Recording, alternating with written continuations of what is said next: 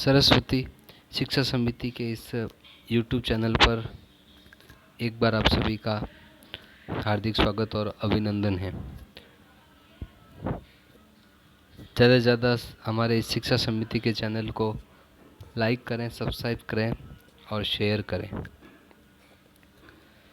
आज कक्षा 3 का विषय हिंदी पाठ 5 आओ खेले खेल। पिछले अध्याय में हमने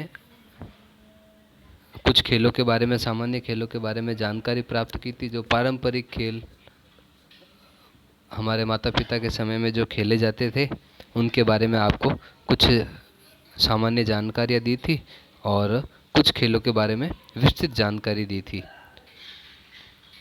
जैसे पिछले अध्याय में हमने पिछले टर्न में रस्सी कूदने के बारे में मैंने बताया था। कुछ भैया बहन खेलते खेलते परेशान हो गए, फिर उन्होंने रस्सी कूदने का सोचा। एक बहन रस्सी लेकर आई और वो भैया बहनों ने आपस में प्रतियोगिता की और वो कूदे।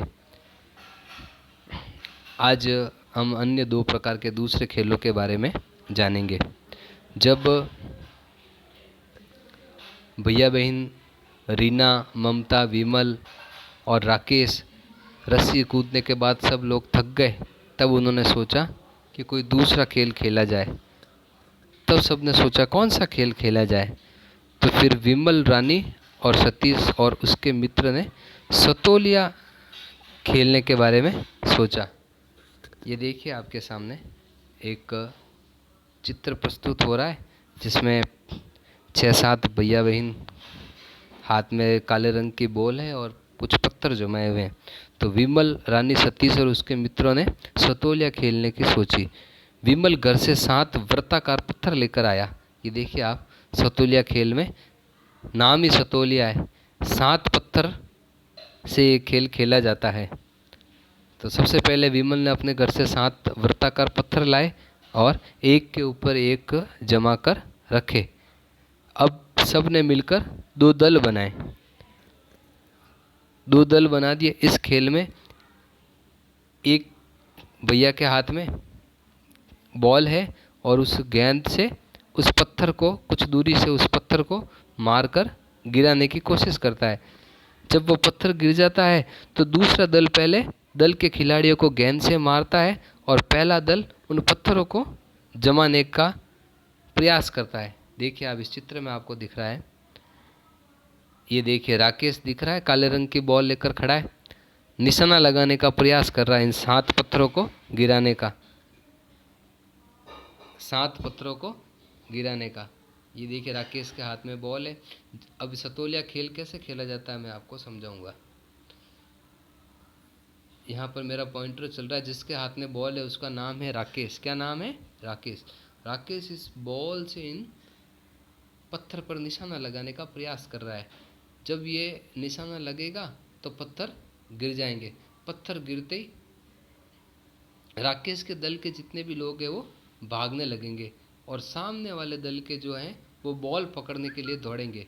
बॉल पकड़कर राकेश के दल के जो भी भैया बहन या उसके सहयोगी है वो इन गिरे हुए पत्थरों को जमाने की कोशिश करेंगे और दूसरा दल उनको अपने स्थान पर खड़े रहकर बॉल से मारने की कोशिश करेगा। यदि उनके बॉल स्पर्श हो जाती है तो वह खिलाड़ी आउट समझा जाता है और वह दूसरे दल के लोग उस गेंद से अपना बचाव करते हैं और पहला दल वो सतोलिया जमाने की कोशिश करता है। अब सबसे पहले रानी पहले दल में थी। जो ही वो पत्थर जमाने आई तो विमल ने उसे गेंद से मारकर आउट कर दिया। फिर दूसरे दल के विमल ने भी सतोलिया गिराया। राकेश गेंद झपटने लगा लेकिन गेंद चली गई। लेकर कोई आता तब तक विमल ने सतोलिया जमा लिया। अब सतोलिया जमाते ही उसकी टीम विजेता हो गई। ऐसे करते करते सारे बच्चे परेशान होकर खेल कर थक गए और बैठ गए। रीना, विमला और अन्य सहेलियां भी रस्सी कूदकर थक गई थी। अब सबने सोचा खेलने से मन नहीं भरा। अब सबने कहा अब हम एक और ऐसा समूह का खेल खेलें। कौन सा खेल हो सकता है? तभी समीम ने कहा कि हम कोड़े वाला खेल खेल सकते हैं। सबने कहा कोड़े वाला खेल, हाँ ये बहुत अच्छा है। सब सहयोगियों ने, उसके साथ के जो दोस्त थे, उन सब ने कहा हाँ कोड़े वाला खेल बहुत अच्छा है, हम आज कोड़े वाला खेल भी खेलेंगे। तो देखिए सभी भैया बहन बच्चे सब गोला बनाकर बैठ गए, दिख रहा है आपको चित्र में। अब कोड़ा वाला खेल क्या है, सब एक साथ मिलकर गोल घेरा बनाकर बैठ गए। सतीश ने एक रुमाल का कोड़ा बनाया। अब ये कोड़ा छिपाकर ये कहते हुए घेरे के बाहर घूमने लगा, कोड़ा है संभाल भाई, पीछे देखे मार खाई। ये देखिए ये रीना जा रही है, रीना ये हाँ ये कोड़ा लेकर इन सब के पीछे पीछे घूमते घूमती जाएगी और ये बोलेगी कोड़ा है संभाल भाई, तो दूसरे लोग बोलेंगे पीछे देखे मार खाई। ये क्रम चलता रहता है। सभी बच्चे अपने अपने, अब जैसे ही रीना वहाँ से निकलती है तो दूसरे बच्चे पीछे हाथ करके देखते हैं कि कहीं मेरे पीछे तो नहीं छिपाया। सतीश ने, रीना के बाद नंबर आया सतीश का, सतीश ने चुपके से कोड़ा अंजू के पीछे रख दिया। ये देखिए हाँ अंजू के पीछे डाल दिया, अंजू को पता ही नहीं चला और सतीश घेरे के चक्कर लगाने लगा। अंजू को पीछे से कोड़ा उठाकर हल्के हल्के उसे मारने लगे और अंजू घेरे के चारों ओर दौड़ने लगी और अपने स्थान पर आकर बैठ गई। सबको खूब मज़ा आया और देर शाम तक ये बच्चे खेलने लगे। धीरे धीरे शाम का समय हो गया और बालक अपने घर की ओर जाने की बात कहकर सब अपने अपने घरों में चले गए। इस अध्याय में हमने मुख्य रूप से कुछ 3-4 खेलों के बारे में जानकारी की जो हमारे पारंपरिक खेल हैं और इनसे हमारी शारीरिक वृद्धि भी होती है, हमारा शारीरिक भी अच्छा रहता है और शरीर भी हष्ट पुष्ट रहता है। पुराने समय के लोग इन गेमों पर या इन खेलों पर बहुत ज़्यादा ध्यान देते थे, इस वजह से उनका शरीर भी स्वस्थ भी अच्छा रहता था। और अब आज के बालक नए नए प्रकार के खेल आ गए तो उनकी तरफ ज़्यादा आकर्षित रहते हैं।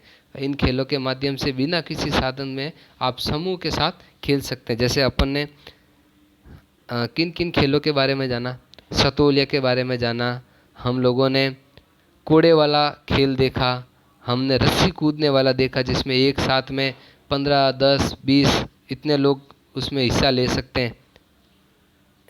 ऐसे अपने खेलों के बारे में जाना। हमने घड़ी के बारे में जाना, घड़ी बनाकर बच्चे एक पत्थर की सहायता से खेलते हैं। हमने गिल्ली डंडा के बारे में भी देखा, गिल्ली डंडा कैसे खेला जाता है ये भी हमने देखा।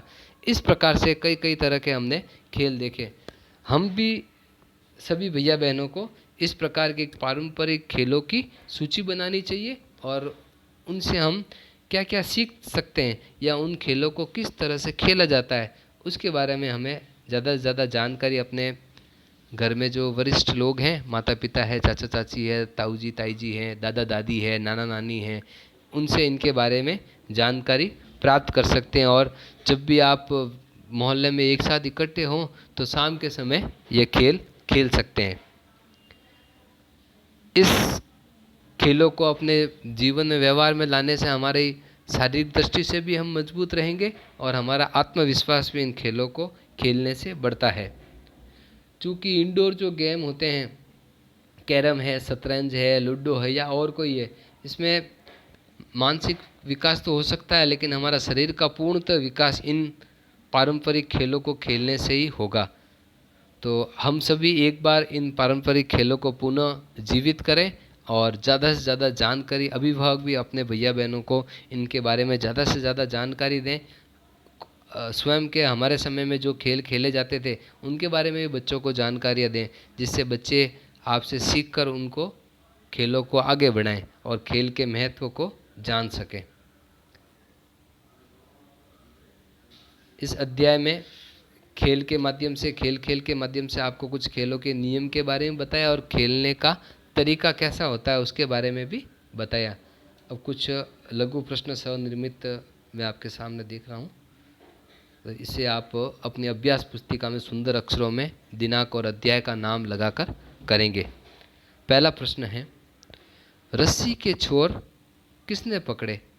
जिस समय बच्चे रस्सी कूदने लगे थे तो रस्सी के 2 छोर होते हैं, दोनों छोर अलग अलग किसने पकड़े? तो रीना और ममता ने।